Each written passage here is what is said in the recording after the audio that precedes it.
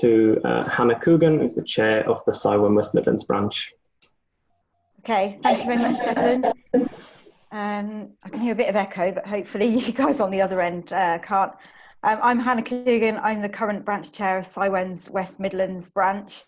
I'm very, very pleased that so many people have signed up to our first branch webinar. And my special thanks go to Tom Goodwin from Marches Biogas and Stefan Fiedel-Schuster from Severn Trent Water for their commitment in organising this webinar.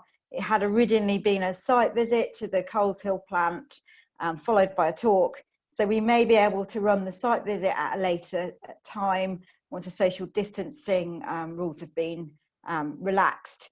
But for now, we're very pleased to give you a taster that will hopefully whet your appetite to come on that site visit later on in time.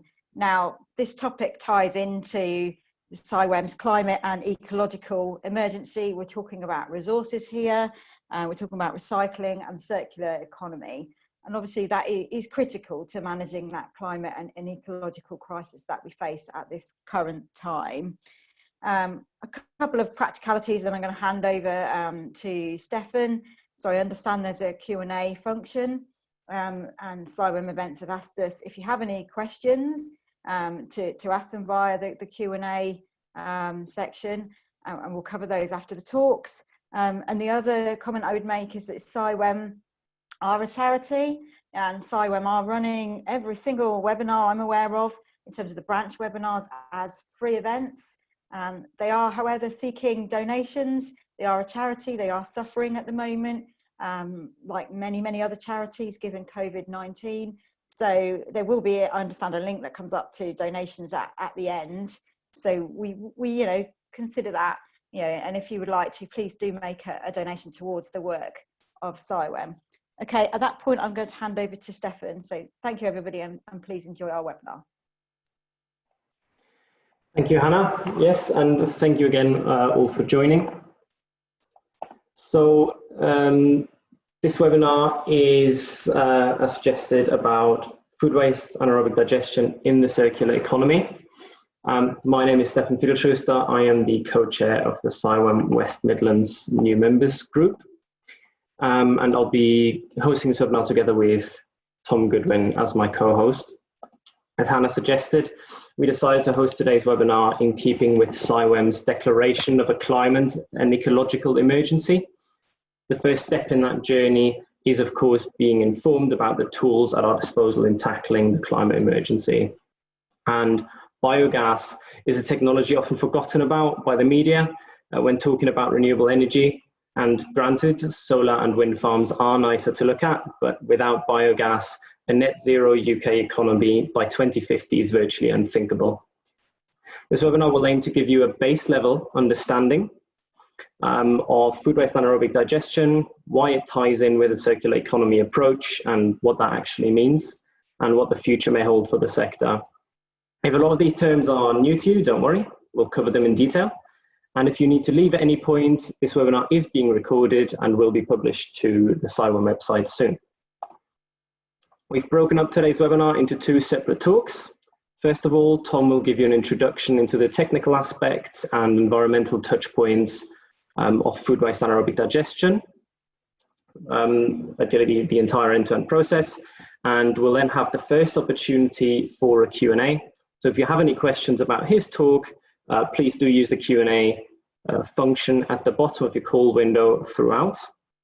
I will then present the second talk, which will focus on the broader environmental impact of food waste anaerobic digestion and a bit of a discussion of the viability of the sector in light of the current government commitments in both the energy and waste sectors. So with that, I will hand over to Tom for the first talk. I'm just going to stop sharing and transfer, if I can, host. Take it away, Tom. Okay, thank you, Stefan.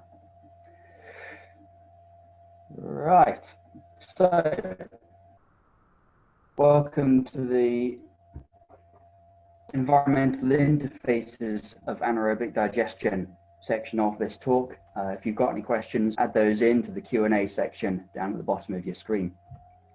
So we're going to be looking at the environmental aspects of AD rather than focusing on the technicalities of the anaerobic digestion process. This is going to be very much a gallop through this side of AD. I work for Much as Biogas. We're proud to boast the heritage for the company going back into the 80s with Farm Gas and Greenfinch as our precursor companies. And we've still got employees from both of those companies working with us, and their experience and knowledge is enormously valuable to us as a company. So I am just going to touch on what AD is, just to clarify some terms and for the benefit of anyone in the audience who's not that familiar with anaerobic digestion. We take a feedstock, we put it into a thing called an anaerobic digester, where in the absence of oxygen, it is broken down into biogas and digestate, both of which are valuable products. Sewage sludge has been a feedstock for AD for a very, very long time, decades, arguably centuries. But it's very much been a water treatment function with energy production as a byproduct in that context. Today, we're going to talk about and focus on food waste. Now, when I say food waste, I mean anything which has come out of a farm and was intended to be eaten. So we're talking stuff from manufacturing, we're talking supermarkets, we're talking household waste as well. And I am going to group together very coarsely solid and liquid food wastes together. They're all food waste so far as today's talk is concerned. We produce biogas from the digester. It's got methane, which is the valuable part of it. But because it is a naturally occurring biological process, we do have these passenger gases coming with it as well. And also we produce digestate, which arguably is actually the most undervalued part of the anaerobic digestion process. AD works really, really well when we've got three things coming together, where we've got an organic waste stream that we need a home for, where we've got biogas, or a requirement for energy in a process or a system or a society, and then we've got crops to grow again. So anaerobic digestion is great because it bridges the gap between the nutrients we take out of the soil to make our food and the nutrients that the soil needs to have put back into it to continue to be productive. So here's line of our typical anaerobic digestion system. They're not all exactly akin to this, but this covers the broad strokes of the issues we need to take care of. I'll just touch in particular here on the bund, that rectangle at the bottom. Bunds can be a very simple system. They can just be a concrete basin in which everything happens, or they can be a more complicated interconnected drainage system. The bund forms the backstop safeguard against environmental pollution should a loss of containment or spill occur. It's a very, very useful ingredient for a food waste digester. It's not always there in terms of sewage sites and in terms of farm waste processing sites. They're regulated differently. So we're going to focus on the reception hall. As you can see, it's quite a complicated set of interfaces going on here. We've got food waste coming in and we've got a lot of processing happening. I'm going to touch on rainwater at this point. Obviously, where you've got any contained drainage system, the rainwater comes in, we need to find a home for it. If the rainwater is clean, it can be discharged over the wall into a controlled drainage system and then dispersed that way. Or if it is found to be contaminated, dirty, it tends to be tested for ammonia content, it'll be returned to the process and then put through into the anaerobic digester, and it'll come out at the end as digestate. Some sites are optimized to catch rainwater. They want to harvest it as a resource because the food waste needs wetting down. Typically it arrives at about 25% dry matter. To turn it into something which we can pump and handle relatively easily, it needs to be at 15% dry matter or less. And so we need to have some kind of wetting down process going on there. As Hannah touched on, we were hoping to take you around to a site today, but circumstances have prevented that. So this is an example of a 7-train green power reception hall. I'd like to draw your attention to that big black ductwork at the back of the odor control system. That's extracting from this building at a rate of around 3.5 to 4 air changes per hour, which is fairly standard and typical for the anaerobic digestion industry. That little JCB there, that's pointing at a pile of packaging rejects. So the food waste has come in, it's been partially processed, and things that we don't want from the food waste have been rejected at this point. That black bay with the yellow gate on there is where the food waste is tipped. It's the food waste tipping bay. So we put the food waste into these bays, and as we can see from the picture there, it's not coming in clean. It's got contaminants in there. It's got cardboard, it's got plastics, and we need to remove that. As you can see, this is quite a long way from edible feedstock here. AD is there to process what can't be consumed. We're not trying to consume everything here. When waste is delivered, it's tipped into these, and then the lorry pulls forward a little way and is given a good wash down. That's to go back onto the road and isn't making a nuisance of itself when it gets there. The food waste is augured up out of the processing bays into the depackaging machine. Depackaging on this site happens to be a hammer mill. They're tough, robust, good bits of equipment, but there's a lot of different options available, and they've all got their pros and cons. The rejects that you see there, they tend to be squashed and washed just the same as you'd do at home, but on an industrial scale. And then they're commonly sent to RDF. They have a positive enough calorific value when they're burnt to be made use of there, but they are still quite dirty, unfortunately. So food waste can also arrive in liquid form. And when it does, it's added into these liquid tanks, which are the rectangular ones at the top of the image there. As I said earlier, the bund water is also controlled and can be added into the liquids are added via the hammer mill and blended with the solid food waste and put into the mixing tank there, that circular one. That's nice soupy, porridgey mixture there. That is the food waste mixture that is useful to put into an anaerobic digester. As I touched on, the drainage for this site can be complex. So we've got the Digestate tanker loading bay that drains into the reception hall and then back into the process. So if there is a spillage when the Digestate's being loaded, it doesn't go anywhere or cause any harm. It just goes around the process again. And likewise for the wheel washing water, that's all added back into the process. The process designer for this site chose to bring the pasteurizers into the reception hall. That's partly to make use of the odor control extraction system there. I'm just going to hop onto a soapbox for a little while, something which I'm really passionate about. All of these vessels where raw food waste feedstock is brought in and contained and put into an enclosed space can produce biogas. Naturally, biogas is a biological process and can happen all the time. Likewise for the pasteurizers, although the digestate is no longer in a digester, it still very much is biologically active. If you see any of these things that I've listed as myths on a site's risk assessment, then I really do urge you to reconsider that risk assessment. It may not have been done by somebody who is adequately aware of the processes involved in AD and what's going on there. Why am I so excited about this? 2 men very nearly lost their lives. This is a site where food waste was pasteurized, put into these blue vessels.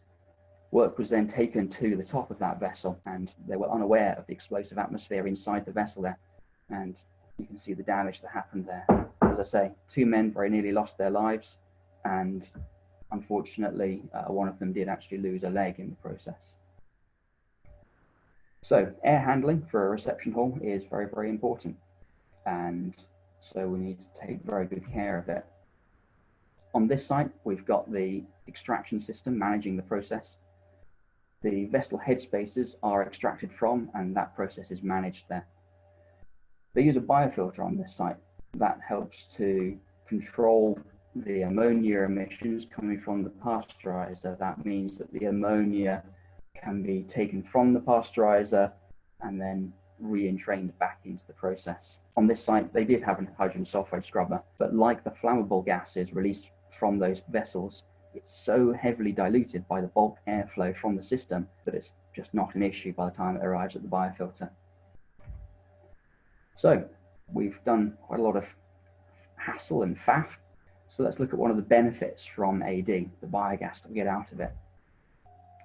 Biogas itself is a tricky substance. It does contain a lot of methane, and that's very useful, but because it's a biological process making use of a naturally occurring set of bacteria, we do get these other passenger gases coming through as well.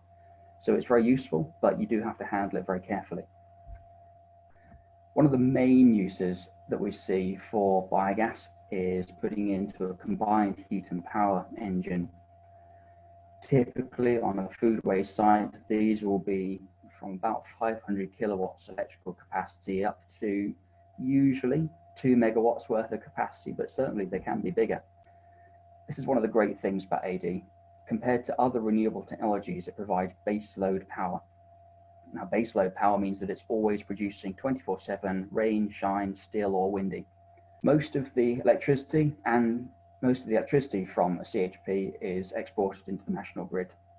The heat is usually, or a fair chunk of it is used on site to run the pasteurizer and to heat the digesters, but there's always a fair amount left over that's available for doing other processes on site.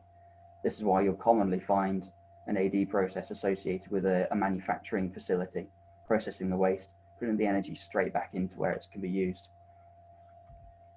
More and more these days, biogas is being put to biomethane, which is a really exciting time to be involved in the industry. If you live in the Midlands, you probably will have seen Severn Trent vans with these shiny science fiction looking vessels on the side of them. That's biomethane being produced right there on those images. That's a biomethane upgrading facility. Biogas goes into these vessels and the methane is extracted from the biogas compound. The off gases are then taken through ducting and put into that green box that you see on the side of the image there. That's a carbon filter, and it removes the hydrogen sulfide. So all that's coming out of this stack at the very extreme right of the image, that's just carbon dioxide. And I'll point out that yes, AD does put carbon dioxide into the atmosphere, but it's very much a notionally closed loop. All the carbon that has gone into the process was in a field about to become food very, very recently. So it's a closed loop. The methane is then taken from those scrubbers, and it's then got propane added to it to correct the calorific value so that it's ready for the grid. And it has an odorant added to it so it can be detected should there be a leak. On the Green Gas Support Scheme consultation document that's been produced by the government recently, it makes it very clear that biogas addition into the grid is the mechanism, it's the first support stone in getting hydrogen going into the grid. Now, Keele University is running on 20% hydrogen at the moment as its natural gas mix. And by 2050, the government intends to have an almost pure hydrogen natural gas grid. So this is a very exciting time to be involved in gas and power. Biogas itself, as I say, it's got a fair bit of contamination associated with it. It also is awkward. You can't turn a digester off. It's a biological process. So commonly on an AD site, you'll have a flare as well, so that if you can't process the energy into something useful, the biogas can be burnt. And that way we avoid venting methane into the atmosphere, which of course is bad news. You'll also usually have a standby power generator so that you, under all circumstances, you're combusting rather than just venting biogas. Venting biogas does occur, but it's absolutely a last resort. And when you do vent biogas, you step straight into the realms of ATEX and Desir. You also produce a lot of condensate. Now, depending on the size of the site and the technology involved, you'll be producing between litres and cubic meters worth of condensate on a given day. Condensate is a uric acid. You don't want it in soil or certainly not on your hands. Very, very odorous. So condensate has to be captured, managed and returned back to the process. If your job involves going to an AD site at all, do take a look at the condensate handling and management system. Sad to say, unfortunately, it's not always very well considered. So on to the third and final section of this, the thing that I believe is massively undervalued. Exactly as with the biomethane, the biogas, you can't turn a digester off, which means that you're always producing digestate. Exactly the same as we saw with oil recently. If you're continually producing something and you run out of storage, the value of that product drops massively because the consumers know that they've got you in the commercial sense. That's one of the real hamstringing elements of digestate having a true value. It is quite bulky, it doesn't travel very far without becoming uneconomical, but it is enormously important and valuable to maintaining the productivity of our soils going forward. Obviously, you can't take out from a soil what you haven't put in there in the first place, and this displaces a synthetic fertilizer, making it a really, really valuable substance. Obviously, because we've just put food waste into our digester, we've got to turn it into something safe that we can actually put onto the fields. Now, AD itself is a very, very good pathogen kill system, but to make double sure, we use a pasteurization system. This means that even if the digester is poorly, you're still guaranteeing that what you're spreading to land is safe to do so. In the context of anaerobic digestion, pasteurization means holding a fixed volume at a fixed temperature for a fixed period of time to achieve a logarithmic pathogen kill. This is a very important stage to achieving the end of waste PAS 110 certification for digestate. This is so that any plastics which manage to slip through the depackaging process at the beginning goes through a screen and is separated from the digestate in order to achieve PAS 110. PAS 110 compliant digestate, you shouldn't be seeing any particles in that substance. It should be looking like a thin black gravy, to be honest, and it's a good substance to spread to land. It's had the contamination removed. A downside of the PAS 110 testing process means that if your site has an extremely good depackaging system or simply isn't processing plastics, you end up screening out an awful lot of natural fiber which could otherwise be spread to land, which is a downside and a nuisance. It's an example of where a specification, a regulation is well intentioned, but the application isn't quite as good as it could be. So that's very much been a whistle-stop tour of the interfaces environmentally of an anaerobic digestion system. As I say, they don't all follow this image, this concept, but they tend to have very similar concepts. And thank you very much for listening. If there are any questions, I'd be delighted to take them now.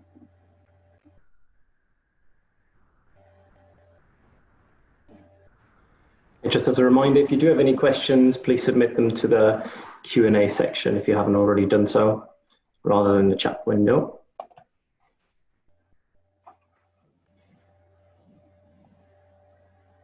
We'll just give you a minute or two to submit any if you do have them before we move on.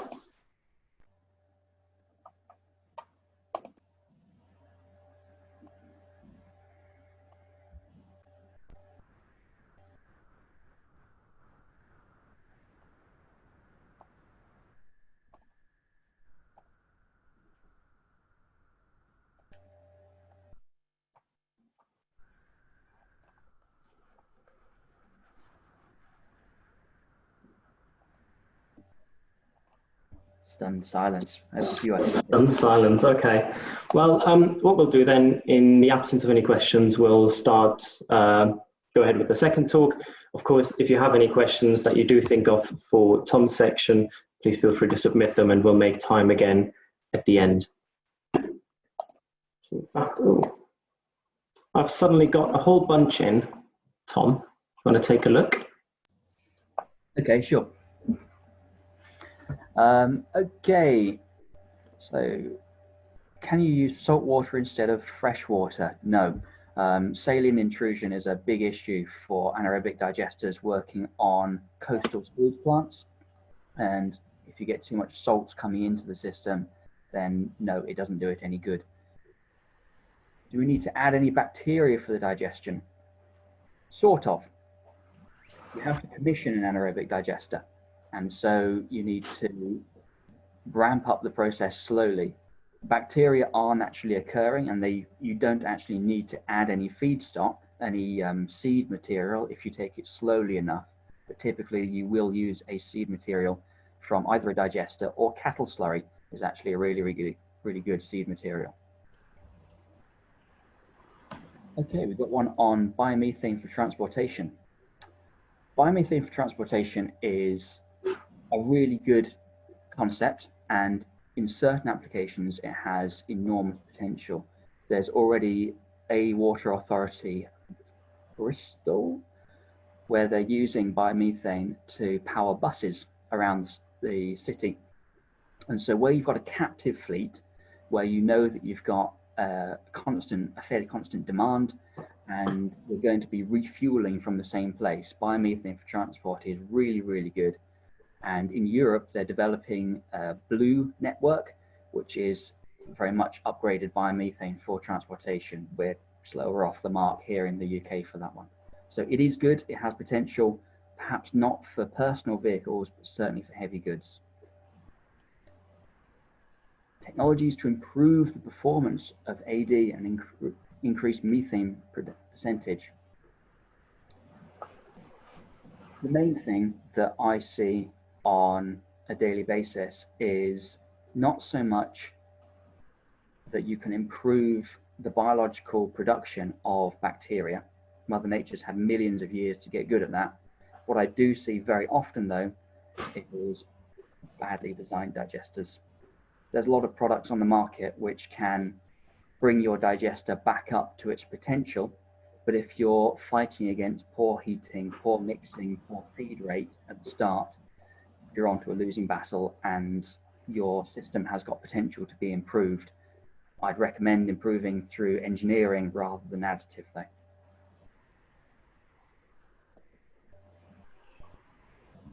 Concentration of digestate going to soil. And scorching, yes, trials have been conducted.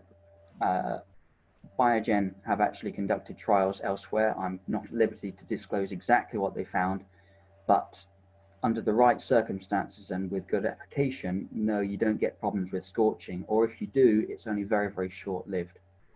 Now, concentration of digestate, that is going to the school of agronomy, which I claim no particular expertise in, but you do need to pay attention to the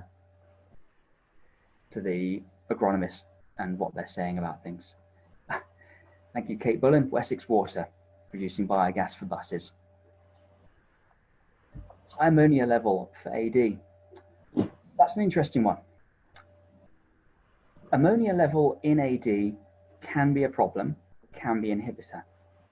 Anaerobic digestion, because it's a biological process, has capacity to react and to adjust and adapt depending on. So in terms of a target range, I wouldn't actually like to say. It depends on your system and depends how adjusted to having ammonia in the system it is. Obviously, if you shock any biological system, you can cause damage, but if you give it time to adjust, then it can work very, very well. Heavy metals in digestate. Unfortunately, heavy metals do pass straight through, and this is an ongoing issue with sludge digestion in particular. Some of the land banks that have been spread to by sludge digestion over time have actually become saturated with the heavy metals, and they're no longer able to accept any more digestate. It is a difficult one, and it is an ongoing issue which we need to get better at as an industry. Viable alternatives to pasteurization, such as UV. That's an interesting one. Now, AD does actually produce a very good log kill of digestate. In fact, even where you've got what's called advanced AD in the water sector, it doesn't actually produce much better pathogen kill than a well-functioning digester. Not by a lot, but it does guarantee it. So pasteurization is a safeguard rather than a perfection. In terms of UV as an alternative, the problem with digestate is that it tends to be about 4% dry matter, maybe 2% dry matter. That means that it's quite a thick, black, opaque material. so you don't tend to be able to treat it particularly easily with any light processes. I've heard of magic boxes where you put it in and it filters it out and you just get water at the end of it, but I've yet to see one applied on industrial scale. Unfortunately, I've seen companies go out of business because they've trusted this kind of magic technology. I wouldn't recommend trusting it. In terms of carbon capture for this process, that's an interesting one. Arguably, the carbon capture is the crops that are fed by the digestate to go back into the cycle. Alternatively, of course, because you've got a fixed point exhaust system, then you can capture that carbon. Unfortunately, compared to the big brothers of power generation, the actual amount of carbon you're producing is quite small, so it's unlikely to be economical. Personally, I'd advocate just planting more trees. Mother Nature's good at carbon capture. We should let her get on with it. I think we'll go to one more question before we move on, just in the interest of time. Okay.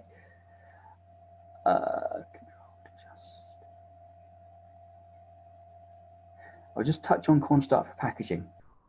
Cornstarch packaging is biodegradable in the presence of oxygen and UV light.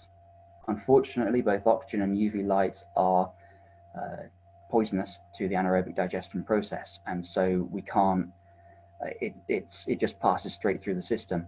Once it's spread to land, any cornstarch residual in digestate just breaks down.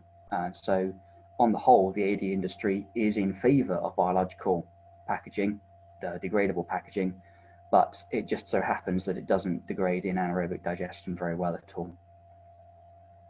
Okay, thank you. Great, thank you, Tom. We'll now move on to the second talk of this webinar, looking at food waste AD broadly within the circular economy and its viability of the future. So the concept of a circular economy or circular approach is by no means a new one, but it has recently become a bit of a buzzword when talking about a sustainable economy. So first of all, I want to just explain what the term actually refers to. So in traditional supply chain, which you can see on the left, processes follow a linear approach from raw materials through manufacture, distribution and use, and ultimately permanent disposal. The key characteristic of a circular economy approach is the retention of materials for reuse. Now, in a true circular economy, which is largely a theoretical concept, you have a closed materials loop with no requirement for raw material or waste disposal. In reality, circular economy approach is a move towards the diagram you see on the right, where the majority of materials remain within that loop with limited losses and raw material extraction. The scope of the term can also be broadened to encompass a national or global economy, so where residual waste from one material loop may feed into another and another, so that you get as close as possible to no waste at all. An important distinction I want to make here is that between recycling and the circular economy approach. So recycling simply refers to the collection and repurposing of materials, but also includes things like up and down cycling, which aren't truly circular approaches. So I've got a few examples here of upcycled products. You've got anything from fake grass to trainers and benches being made from materials which used to serve a different purpose. And this generates commercial value, but sadly the companies boasting green credentials by using recycled materials often fail to consider what happens to their product at the end of life. So take the seating from steel drums, for example.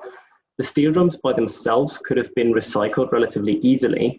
However, now that they've been taken out of their material loop, they're far less likely to be recovered at their end of life.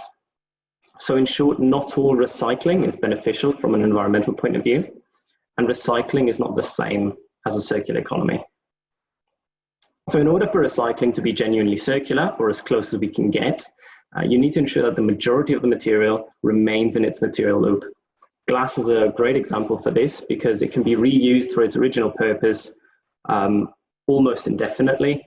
So just because a given amount of glass has been used 10 times before, that doesn't mean it's any less suitable to form part of a new bottle. As I suggested a moment ago, a truly closed material loop is nearly impossible, and the level of material loss and requirement for more raw material is down to process efficiency and consumer behavior, So for example, if households dispose of glass in their regular household waste, it becomes very difficult and not worthwhile to recover. And we'll talk about what needs to be true for the effort involved in the recycling process to be considered worthwhile in the moment. But first, I'd like to take a look at something which you may or may not have come across before, which is the waste hierarchy. Now, if you were to take a very general approach to recycling or circular economy, you may look to this diagram here, which is known as the waste hierarchy. And you can see that at the top, the greenest or most preferable option is the prevention of waste, followed by the redistribution of materials to avoid waste. And the following three rungs then are concerned with what do you do with waste that has been generated. And you can see that recycling is shown as always being the preferable option to other disposal.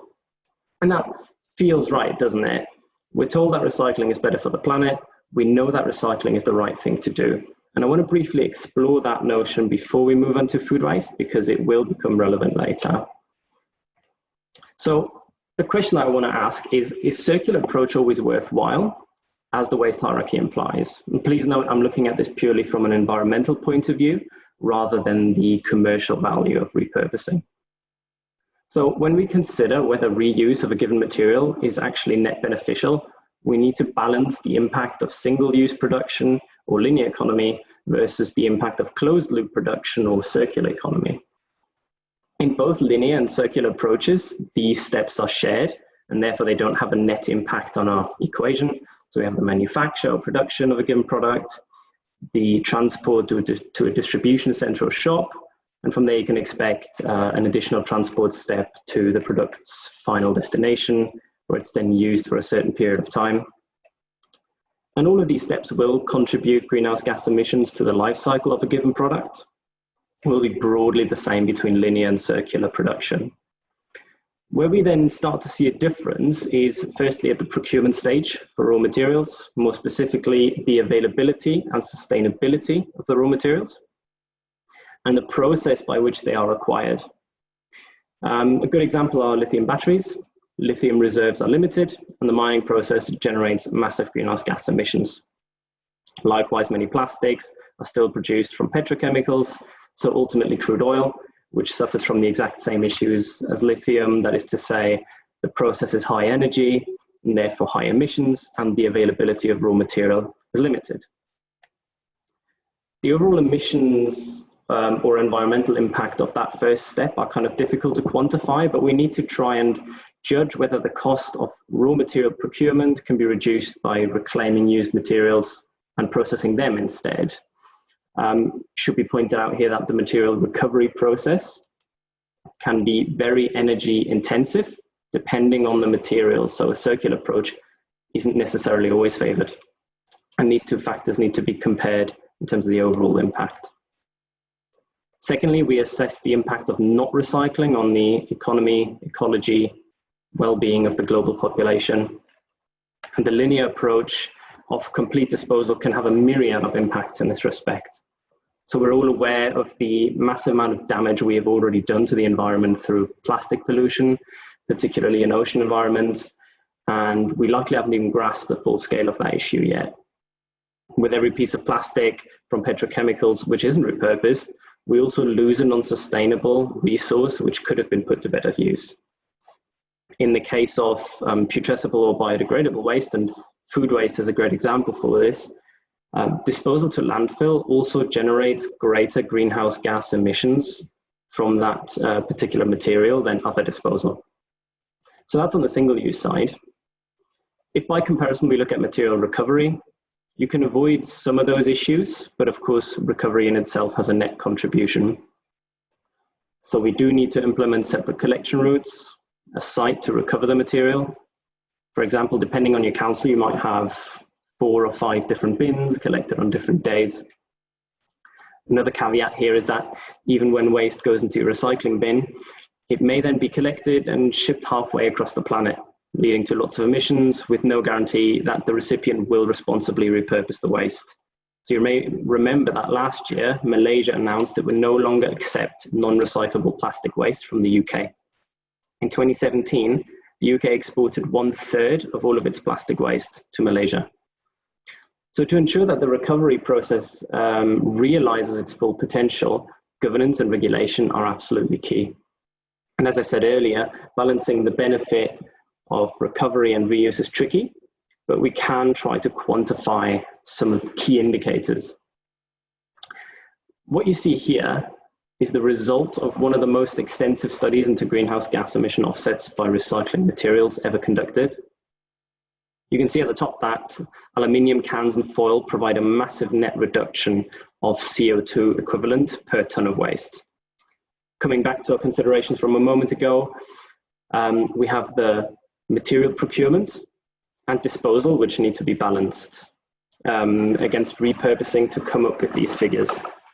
And in the case of aluminium, the principal benefit stems from avoiding the raw material sourcing and processing, which is very, very energy intensive. You can see mixed plastics partway down the list as well, which is averaged across various types of plastics. And obviously do keep in mind that these figures look at greenhouse gas emissions, but don't account for the benefit of, for example, microplastic pollution that you avoid by repurposing. So I hope that brings to life the considerations we need to make when we're appraising a circular approach a little bit better. Now, going through the recycling process in such detail in a webinar about food waste may seem tedious, but what I wanted to highlight is that just because you take a circular economy approach, that doesn't necessarily translate to an environmental benefit. And ultimately, that's what we're talking about here today, is an environmental benefit. So I wanted to touch on one final example before we start talking food waste. And what you see here is a product called the Haru, which you may or may not have come across. It received some press coverage not long ago. It's a washing machine-sized pyrolysis chamber, meaning that it takes waste, heats it to a very high temperature to then burn it very efficiently. The energy generated is used to heat water instead of your traditional gas boiler. It can take any waste from your home, except glass and metal, and turn it into energy. There's been a full life cycle assessment of this technology by a third party, which has shown that on average, it provides a net greenhouse gas reduction compared to traditional curbside collection recycling, when also taking into consideration the reduced use of gas for heating and transport involved in that. And this is obviously what I'd like to call peak linear economy. There is no recovery of materials whatsoever. But while you have to continue to extract raw materials, you completely eliminate the need to transport, sort, and process any kind of waste. You prevent waste ending up where it shouldn't be. For example, a plastic bottle can't end up in the ocean if you've already burnt it. And you reduce the need for electricity and gas from the grid. Naturally, all of this depends on the waste you feed it and on the efficiency of the recovery process you're comparing it to. I should say this is by no means an endorsement of the technology. However, I think it's a great challenge to the way most of us think about recycling and circular economy. So with that in mind, you can see that the waste hierarchy I showed you earlier, it's not a perfect tool and doesn't always apply. You may well encounter scenarios where disposal is, in our current circumstance, the preferable option over recycling. That being said, we know with absolute confidence that the prevention of waste eliminates all steps involved in linear or circular economy approaches and is therefore always the best option. So, food waste, you've been waiting long enough.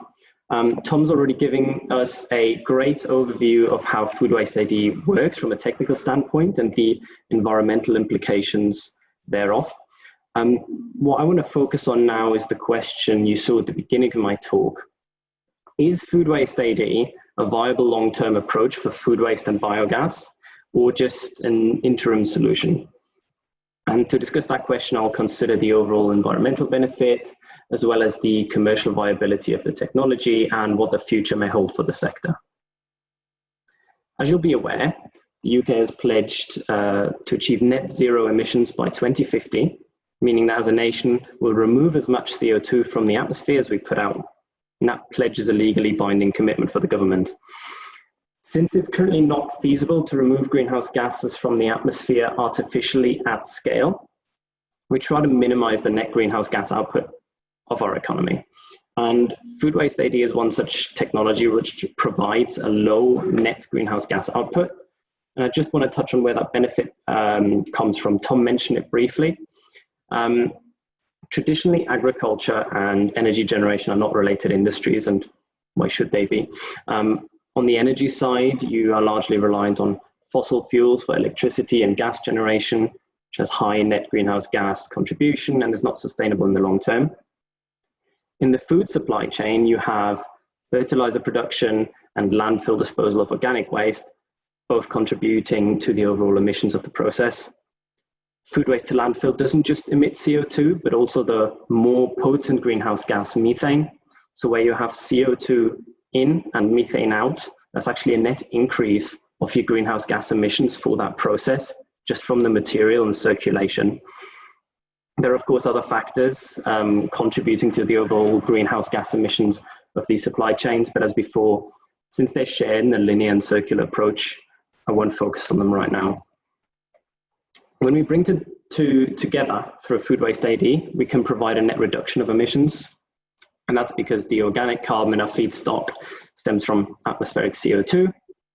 When we take the feedstock through the process, as Tom has explained, we convert most of it into methane and CO2, but since the methane is burned for heat in a CHP engine or an end user appliance, we convert most, if not all of it, back into CO2, and that's a net balance.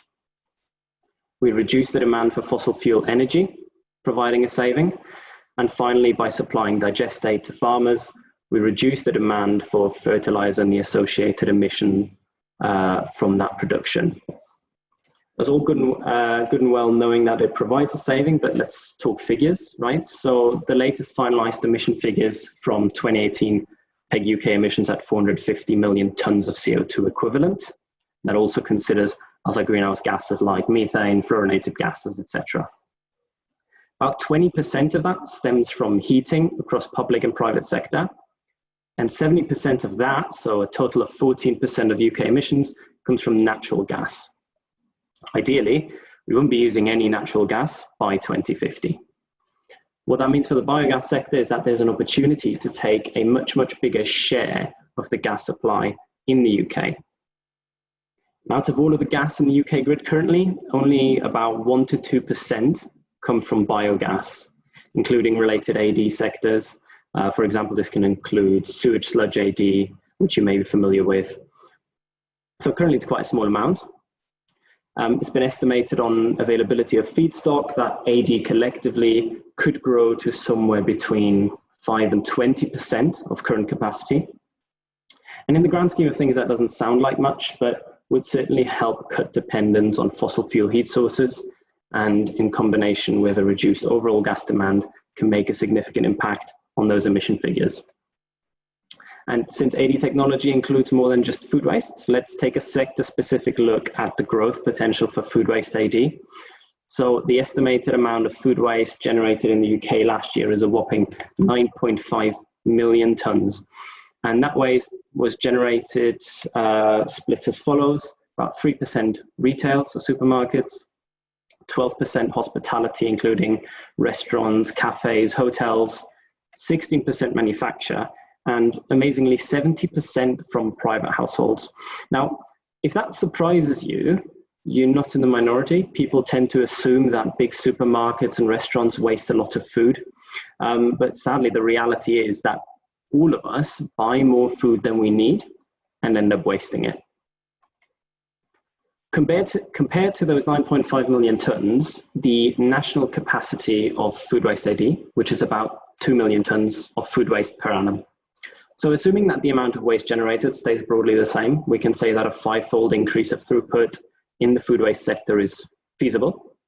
However, not all of that food waste is currently accessible to us. Some of it's never collected or is commingled with other waste. Wales and Scotland are already really good at separate food waste collections, and England has set the target of bringing separate food waste collections to everyone by 2023. Together with regulations for commercial customers, we can therefore expect an increase in accessible feedstock over the next few years. One thing to keep in mind, however, is that generating this much food waste in the first place is not at all sustainable. The food waste generated annually produces about 25 million tons of CO2 from production to disposal. And out of those 9.5 million tons, only about 30% would be considered inedible. This includes bones, banana peels, tea bags, and the likes. The remaining 70% are edible or intended for human consumption. That means the figure also includes food which was bought, went off, and became inedible as a result. So if we want to take a holistic view with the total greenhouse gas emissions at the top of our priority list, and think back to the waste hierarchy, the right thing to do is cutting waste in the first place. So if reducing those 25 million tons of CO2 output by 70% isn't a good enough incentive, the charity RAP has suggested a £250 return for each £1 invested in reducing food waste in the UK. So if we do plan to meet our net zero target by 2050, we need to cut food waste substantially. And in the current waste strategy for England, the government has dedicated a large portion of that strategy to tackling food waste. And between the various commitments of the waste strategy, the UN development goals, and the Courtauld commitment, the plan is to eliminate food waste to landfill. And that means that all food waste is to be rerouted to food waste AD sites, which are considered the current best option for food waste disposal in the eyes of the government, and rightly so. There is also a commitment to halve the amount of avoidable food waste by 2030 and eliminate avoidable food waste altogether by 2050. So where does that leave us in the food waste AD sector? Well, we need to revise the graph we were looking at a moment ago. A more realistic expectation of the coming decades is an uptick and peak for the sector before settling into an equilibrium with national levels of unavoidable waste, which are always going to be there as a background. Of course, because there's always going to be a baseline of unavoidable food waste, as long as food waste AD continues to be the best option for that waste, the food waste sector will persist at that level, much as any other essential service or is likely to. So in summation, that still allows for a doubling in size of the sector over the next 30 years. So we've established that there's room for growth. Can that be realized by increasing throughput in existing plants? Is that actually viable? So we've seen that there is commitment from the government to ensure that food waste AD can meet demand for disposal of unavoidable food waste. And this support has in the past and will continue to in the future take the form of financial incentives for the sector. So for some time, food waste AD sites took advantage of the feed-in tariff scheme, which was aimed at supporting small-scale renewable electricity projects. Plants with CHP engines, so the combined heat and power engines which burn gas on site to create electricity, are able to get subsidized prices for the electricity output for 20 years after the begin of that scheme for the site. Now, since renewable electricity has become viable in its own right, from reduced cost and increased productivity of solar PV and wind, the scheme's closed for application in 2019, which means that by 2039, the last subsidy payments for food waste AD sites with CHP engines will cease. Renewable gas, on the other hand, so biogas to grid, still has a ways to go. So currently, the Renewable Heat Incentive, or RHI, is the key support scheme for biogas producers. But with the scheme end on the horizon in 2021, the government has recently asked for consultation on what it calls the Green Gas Support Scheme, which will replace RHI going forward. For the industry, that means financial incentives will still be available to meet the rising demand for food waste recycling. And what you're likely to see as a result is that increasingly food waste AD sites will switch to biogas supply rather than electricity production to secure those incentives and support growth. Naturally, there are additional sources of income for a food waste business beyond subsidies. So firstly, there's the fee charged for receiving the waste from a customer, normally referred to as the gate fee. In the early days of food waste AD, gate fees were higher than they are now. But with new plants opening across the country, there is now increased competition for waste promising high gas yield. And where a given waste promises particularly high gas yield per ton, the operator might even pay for that waste. Now, in an unregulated market, that is exactly what you expect. If something still has value, it should be bought and sold for an appropriate price. And that's totally in line with the circular economy approach, by the way. Every waste should also be seen as a product. The issue being that where waste can be sold at a good price, there is a lesser financial incentive for waste producers to reduce the waste they generate. And remember, we said that the reduction of waste must come first to meet our emission targets. So with national and global commitment to reduce food waste, the government would be in a position to implement additional tariffs or tax on food waste, likely driving down gate fees and income for food waste AD operators even further in the future. Finally, the cost of gas and electricity supplies to the grid will be a factor to consider. So gas boilers, as you might be aware, are banned from new built homes from 2025. And hydrogen from offshore electrolysis is starting to make an appearance, as Tom said earlier, and both of these may well reduce the demand for biogas. Let's talk about hydrogen for a moment. Hydrogen gas as a heat source is by no means a new concept. However, for the first time ever, we are now in a position where we can produce lots of renewable electricity, more than we need, and use it to electrolyze water into hydrogen for use in the gas grid. Sounds fantastic, and it is. So small amounts of hydrogen are already being fed into the national grid, and hydrogen economy is a term that you will hear around quite often now. However, as the proportion of hydrogen in the grid increases, the existing infrastructure that we have in place currently becomes less and less suitable to take that, which affects both the grid itself as well as end user appliances. So a complete overhaul of the grid and end user appliances will not come cheaply or easily. So the likelihood of a complete replacement of methane by hydrogen is not likely anytime soon. Whether the 2050 deadline is viable, of course, is a whole nother discussion. So you can see that there are a variety of revenue streams which will determine the commercial viability of the sector in the future, and will depend on competing technologies and government regulation over the coming years.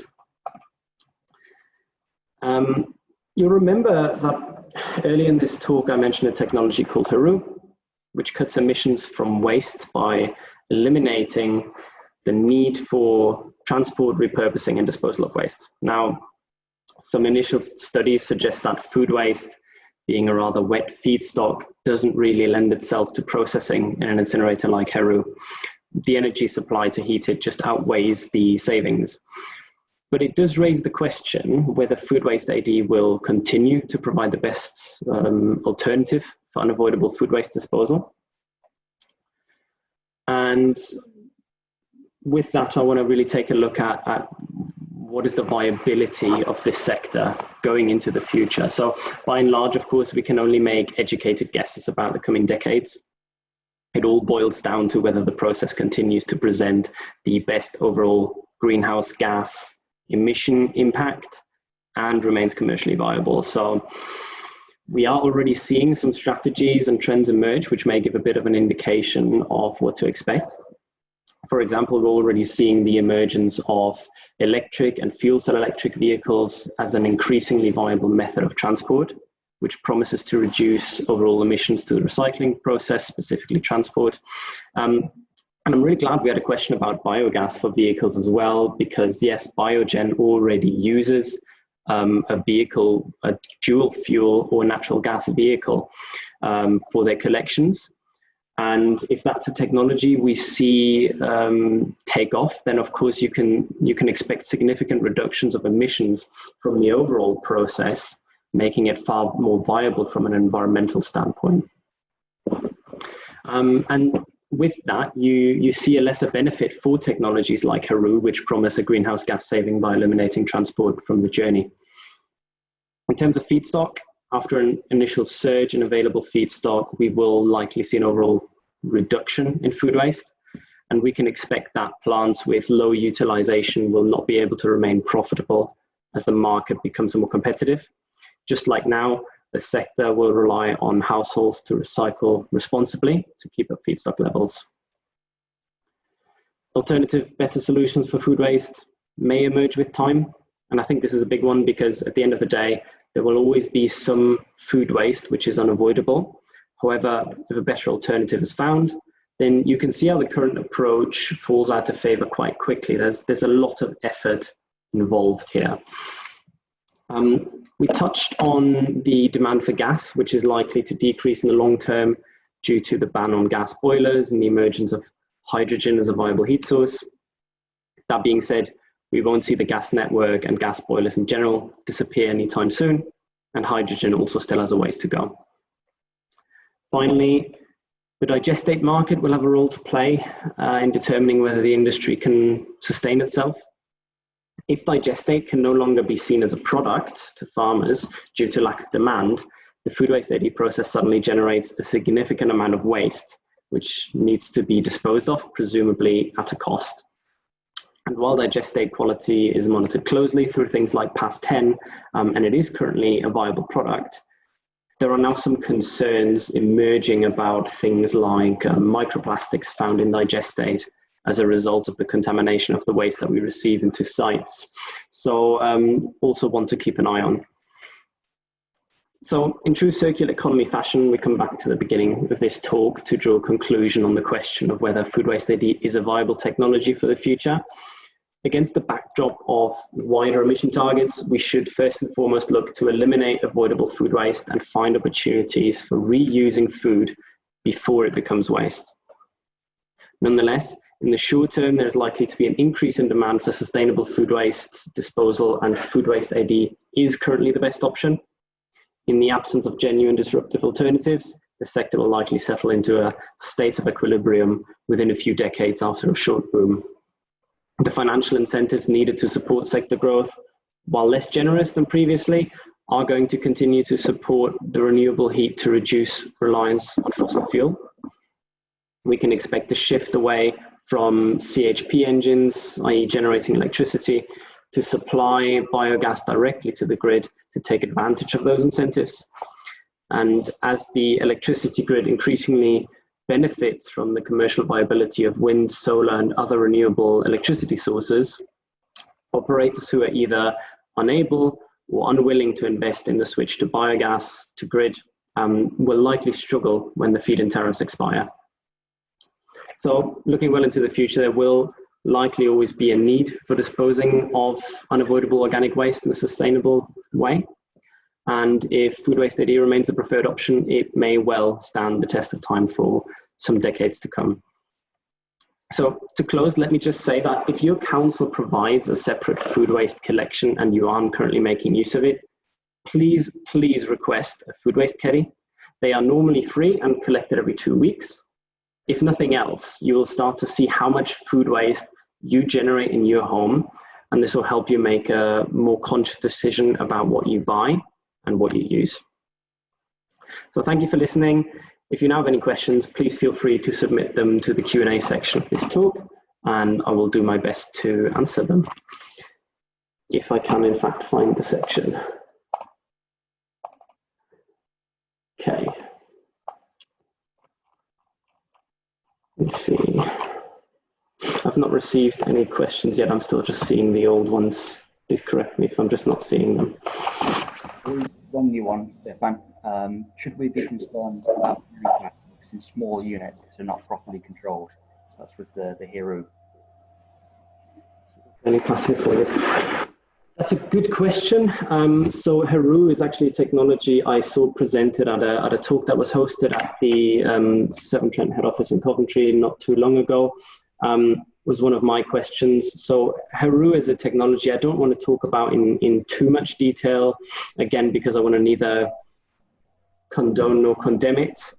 There is a life cycle assessment accessible on their website. So I suggest that if you're interested, download it, it's free. The unit does scrub the gas and oil emissions before emitting them to the sewer and or atmosphere.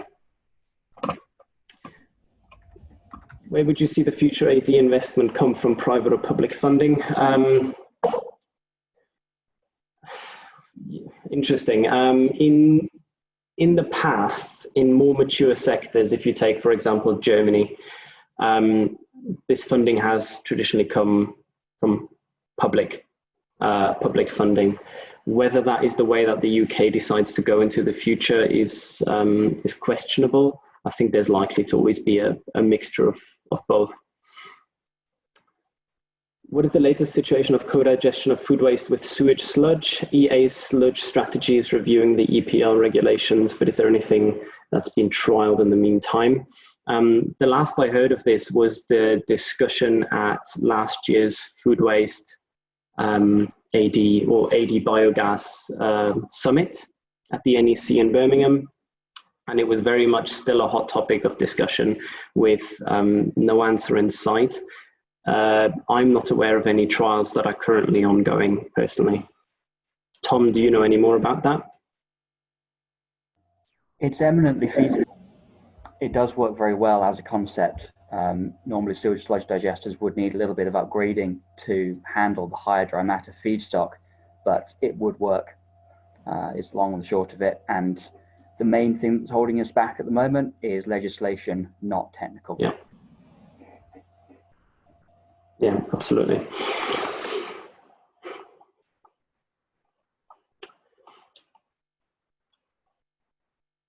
One other thing I just wanted to say then, again, at the end of this call, a big thank you to CIWEM for hosting this. CIWEM does operate as a charity. So at the end of this call, you may be prompted to the CIWEM donation page. If not, you can also find it by signing in on the CIWEM website. So please, if you found this talk helpful, do consider going to the website and donating, because these webinars do cost money to put on as well. I think there are some outstanding questions from Tom's talk still. Sure. So we've got one set asking about ammonia levels in feedstocks. That's relating to the previous question about ammonia levels within digesters. With a feedstock for a digester, you want to keep it as even as you possibly can. You don't want the composition to be changing a great deal. So concept of batch feedstock for a digester isn't one that I'd really advise using. You want to make sure that the diet, the soup going into the digester across any given week is roughly similar. So yes, again, you can adjust the ammonia level within the digester, but it does have to be a gradual process, but it will tolerate it to an extent. Just while I've got the mic, I'll just jump in and say that you can actually produce hydrogen from biogas, from biomethane, which may well mean that biogas continues to be produced, but instead of being upgraded to biomethane for the grid, it is cracked into hydrogen and then added to the grid as a more refined substance. It's interesting you say that, Tom, because conversely, you can, of course, also turn hydrogen into biogas the other way around, into what you would call synthetic natural gas. What is your take then? I know you attended a talk yourself about hydrogen economy. What is your take about the suitability of the existing infrastructure to take a full hydrogen grid by 2050? I mean, the investment involved in that would be substantial, wouldn't it? Oh gosh, there's a whole presentation in that on itself. Really briefly though, a few decades ago, there was a major accident where an aging metal pipe in Scotland caused an explosion under a domestic property. That caused the health and safety executive to jump up and down and require the natural gas grid to replace its underground metal pipes with PE, polyethylene. Metal is rubbish for containing hydrogen, whereas plastic actually contains it rather well. So we've actually already got a distribution system which is actually pre-modified to accommodate hydrogen. There will definitely have to be other changes to go into it to adjust burner heads on boilers and that sort of thing. But a lot of boilers are already being produced hydrogen ready.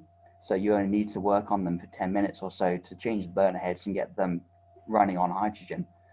So I think that unlike our European neighbours, because Britain uses a great deal of natural gas for its energy makeup, we're not going to see the back of gas as an energy supply in the short term. Similarly, because of industrial processes, electricity can be uneconomic to run compared to a gas fuel to burn it to make the high temperatures that you want. So I think coming around hydrogen, the change to hydrogen may not be ever so difficult, but it is going to need careful engineering, but it may not be too disruptive. That's interesting. I guess in the interest of keeping the discussion going, because we still have some attendees, in Germany, as you touched on, in our neighbouring European countries, we see far less use of gas for heating, far less extensively. So in Germany, you often see the Blockheizkraftwerk, which is translated to mean a cogeneration plant or a CHP engine, which strictly speaking is true, but in the concept of something like a satellite CHP, the actual engine which generates the electricity and gas is remote to the digester, the rest of the biogas plant. So what's your take on that? Do you have any opinion on whether you think that would be a more viable approach, using or generating the electricity at the point of use so that the heat can be used at a domestic level rather than at a process level? Yeah, I think that would be a really clever, a really good way of running the system. A downside that we have is arguably the philosophy of the natural gas grid. They're not very well suited to putting gas in where they were expecting gas to be taken out, which means that quite often the capacity for the grid is limited. And unlike the electrical grid, they haven't really got their heads around taking from local distribution and putting it back into your main distribution. They've not quite got their heads around that one yet. Technically, it's feasible. You just need a compressor to do it. But the paperwork associated with that hasn't quite gone through just yet. Thanks for that. I don't believe we've received any more questions. So what we'll do then is we will call the webinar to a close here. Please remember, if you've missed any part of the webinar, it has been recorded and is going to be uploaded to the SciWem website. And please do remember to give to SciWem if you feel in a position to do so. There is an upcoming series of courses on, I believe it is anaerobic digestion. Someone from SciWem, please jump in if I'm misremembering that, but they are coming up and will be available remotely. We're looking at an introduction to the circular economy course. Circular economy, that was it. We have the MSc in circular economy. Also, we're looking at having an introductory course for people that don't want to do it at such a high level. Yeah. So if you'd like to know more about circular economy, keep an eye out for those courses on SciWem, and thank you all for listening and attending.